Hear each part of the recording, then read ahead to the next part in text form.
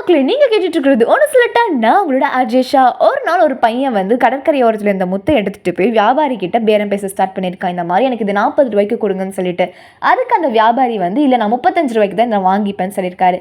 இவங்க 2 பேரும் பேசிட்டு இருந்ததை கேட்டுட்டு இருந்த இன்னொரு வியாபாரி சரி 40 ரூபாய் என்ன நான் 50 ரூபாய்க்கு இதை நான் வாங்கிக்கிறேன்னு சொல்லியிருக்காரு. இதை கேட்டுட்டு இருந்த முதல் வியாபாரி டே முட்டாளே இந்த முத்தை நீ மார்க்கெட்டில் சேல் பண்ணினா கிட்டத்தட்ட 1 கோடி போகும், நீ என்னடானா 50 ரூபாய்க்கு விற்றுருக்கியன்னு சொல்லியிருக்காரு. அதுக்கு அந்த பையன் சொன்னானா எனக்கு இந்த முத்துக்கு நான் கொடுக்க போகிற மதிப்பெண் வெறும் 50 ரூபா தான், எனக்கு அதோட வேல்யூ அவ்வளோவா தெரியாது, ஆனால் உங்களுக்கு தெரியும்ல, தெரிஞ்சும் நீங்கள் ஏன் விட்டீங்க அப்படின்னு சொல்லி கேட்டானா. அதே மாதிரி தாங்க நம்ம லைஃப்பும். இங்கே ஒரு சிலர் வேல்யூபிள்னு தெரிஞ்சும் இழக்கிறாங்க, இன்னும் பலர் வேல்யூபிள்னு தெரியாமல் இழந்துக்கிறாங்க. இங்கே நம்ம என்ன கவனிக்கணும்னா நம்ம அந்த முத்து மாதிரி இருக்கணும், அதாவது டிமாண்டடாக இருக்கணும். என்ன ஆனாலும் சரிங்க நம்மளோட தரத்தை நம்ம விட்டு கொடுக்கவே கூடாது. அப்படி தானே நான் சொன்னது நீங்களும் அக்ரி பண்ணீங்கன்னா நம்மளோட சேனல் சப்ஸ்கிரைப் பண்ணுங்க மறக்காம.